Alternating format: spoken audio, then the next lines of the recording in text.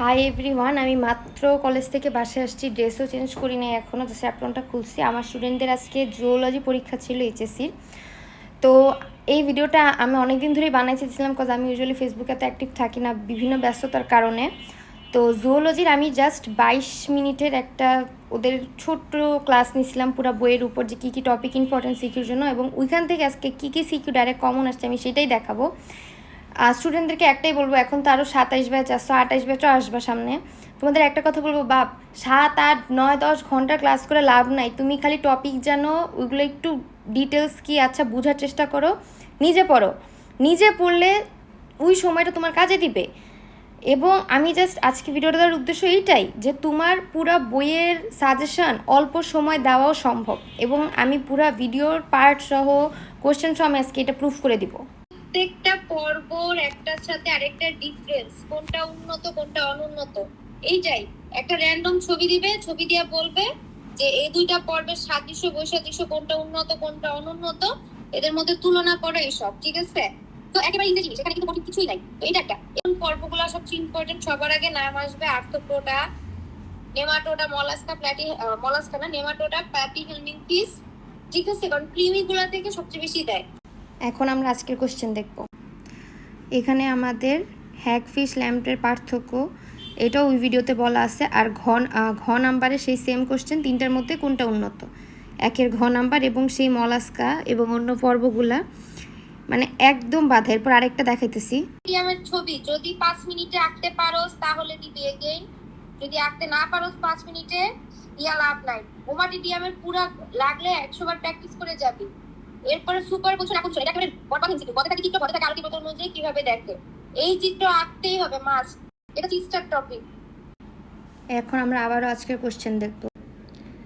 2-এর গ, উদ্দীপককে উল্লিখিত প্রথম চিত্রটি অঙ্কন।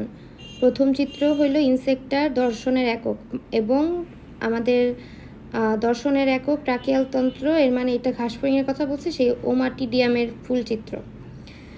আচ্ছা, এই তো আমরা 3 নাম্বার সিকিউরিয়াটা দেখি। এখানে আমাদের ওয়াই আকৃতির অংশ কিভাবে, মানে প্যানক্রিয়াসের এনজাইম কিভাবে আমিষ পরিপাক করে, এক্স যকৃতের বিপাকে ভূমিকা, এটাও আমি আমার ভিডিওতে দেখাই দিতেছি, যে আমি এইগুলোর কথাও বলছি। একটা ছেলে খাবে অনেক কিছু, শর্করা আমিষ স্নেহ কেন্দ্রে পরিপাক হবে, এই টাকা বা শুধু পাকস্থলী গঠন বর্ণনা করতে পারবে, পূজাতে পার্থক্য, ঠিক আছে।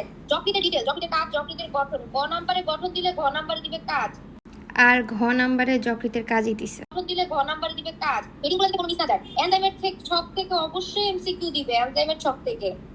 জিহ্বা কোন পাশে কি আছে একবার দেখবি, এত বেশি ইম্পর্টেন্ট না। এরপরে পাকস্থলীর অংশ, ছবিটা দিয়ে আসলে খুবই ইজি, এটা সবাই একটা পার্টির অংশ গণনা, কেন নিজে পরিপাক হয়ে যায় না, কোনো মতো পাকস্থলী কেন নিজে পরিপাক হয়ে যায় না, অনুধাবন। এবং পাকস্থলী আমিষ পরিপাকটা ভেরি ভেরি ইম্পর্টেন্ট। কোন জিনিস একেবারেই পরিপাক হয় না, শর্করা একেবারেই পরিপাক হয় না, একেবারেই পরিপাক হয় না, শর্করা একেবারেই পরিপাক হয় না, সেও কিন্তু হয়, গ্যাস্ট্রাইটিস থাকে। ক্ষুধাতে খাদ্যদ্রব্যের পরিপাক একবার দেখবি। এখানে আমাদের অনেকগুলো এনজাইমের নাম আছে, এনজাইমের নাম যদি পারো লিখে আসতে পারো সেটা ফুল মার্কস, ঠিক আছে। ঠিক এভাবে লিখবি লম্বা লম্বা করে। লালাগ্রন্থি অনুধাবন আসতে পারে কয়টা কি কাজ কি, যকৃতের গঠন ঘ নাম্বারের জন্য ভেরি ইম্পর্টেন্ট, ঘ নাম্বারে আছে যকৃতের কাজ, শেষ। এরপরে এই চ্যাপ্টারে ম্যাথের ক্ষেত্রে বিএমআই টপিক ক্রিস্টাল, অগ্নাশয়ের কোষ ও এর কাজ, এটা অনেক ইম্পর্টেন্ট, এটা বেশি ইম্পর্টেন্ট না। এরপরে পাকস্থলীর অংশ, ছবিটা দিয়ে আসলে খুবই ইজি, এটা সবাই একটা পার্টির অংশ গণনা, কেন নিজে পরিপাক হয়ে যায় না, কোনো মতো পাকস্থলী কেন নিজে পরিপাক হয়ে যায় না, অনুধাবন। এবং পাকস্থলী আমিষ পরিপাকটা ভেরি ভেরি ইম্পর্টেন্ট। কোন জিনিস একেবারেই পরিপাক হয় না, শর্করা একেবারেই পরিপাক হয় না, সেও কিন্তু হয়, গ্যাস্ট্রাইটিস থাকে। ক্ষুধাতে খাদ্যদ্রব্যের পরিপাক একবার দেখবি। এখানে আমাদের অনেকগুলো এনজাইমের নাম আছে, এনজাইমের নাম যদি পারো লিখে আসতে পারো সেটা ফুল মার্কস, ঠিক আছে। ঠিক এভাবে লিখবি লম্বা লম্বা। BMI topic very very important, অগ্নাশয়ের কাজ 3 নাম্বারের জন্যই আসছে, ফুল মার্কস, ঠিক আছে। ঠিক এভাবে লিখবি, ঘ নাম্বারে আছে যকৃতের কাজ, শেষ। এরপরে এই চ্যাপ্টারে ম্যাথের ক্ষেত্রে বিএমআই টপিক ক্রিস্টাল, অগ্নাশয়ের কোষ ও এর কাজ, এটা অনেক ইম্পর্টেন্ট, এটা 3 নাম্বারের জন্য আসতে পারে, ঠিক আছে। 3 মার্কের জন্য আসলে লেখা যায়। টপিক জীবনও এইচএসসি লেভেলে আনতে যাবি না, ওয়েস্ট অফ টাইম। হৃৎপিণ্ডের গঠন বললে অবশ্যই দিবি, গঠন অনেক ইজি দেওয়া যায়, 3টা লেয়ার, পেরিকার্ডিয়াম, ভিতরে কি আছে খুবই দ্রুত লিখবি। এরপরে হৃৎপিণ্ডের রক্তের প্রবাহ একটু বড়, যদি মনে হয় সময় মতো পারবো তাহলে ওকে। সংযোগী জাংশনাল টিস্যু ইজি, 3 মার্কের জন্য আসলে লেখা যায়। আর এইটাই আসছে, দেখাইতেছি।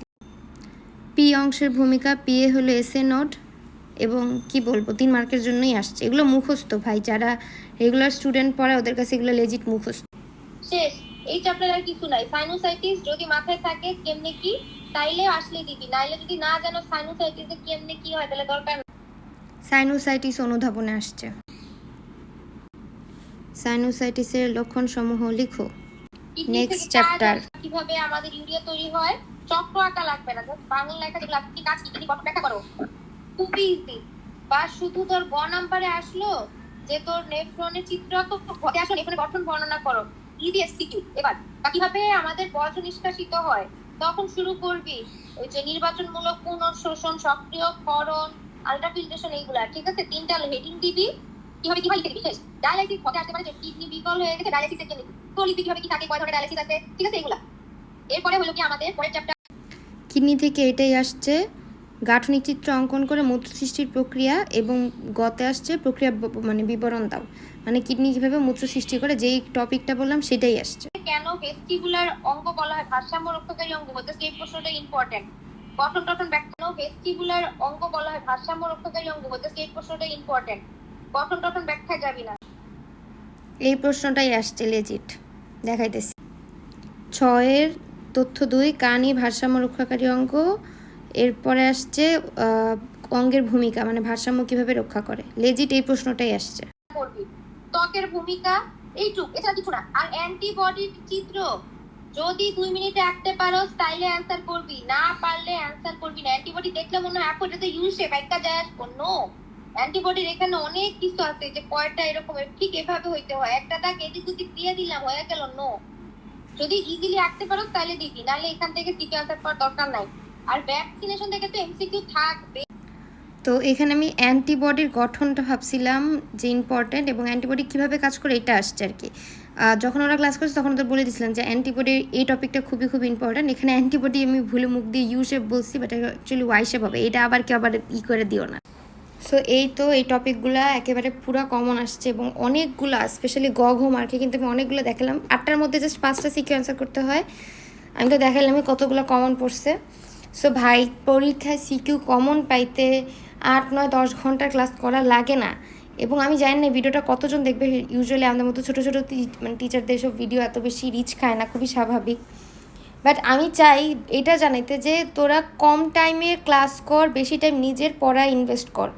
জাস্ট 22 মিনিটের ভিডিওটা এখনও আমার প্রোফাইলে আছে, এতগুলো সিকিউ কমন আসছে। সো সামনে পরীক্ষার জন্য বেস্ট অফ লাক, এবং সামনে মেডিকেল অ্যাডমিশন আসতেছে, আল্লাহর ওয়াস্তে মেডিকেল অ্যাডমিশন 8, 9, 10 ঘন্টা ক্লাস করিস না বাপ। মেডিকেল অ্যাডমিশনের ডেইলি কেউ যদি কোনো টপিকের উপর 1-1.5 ঘন্টা লেকচার না, ইটস এনাফ। এভাবে সিলেবাস শেষ করা যায়, আমি করছি আমার স্টুডেন্টদের, এবং ওরা বাংলাদেশের বিভিন্ন মেডিকেল এখন পড়তেছে। তো এইটাই সবার জন্য দোয়া করিস। আমি এখন এতক্ষণ লাগে ভিডিওটা বানাইলাম, এখন হয়তো রেস্ট নিব। বাই।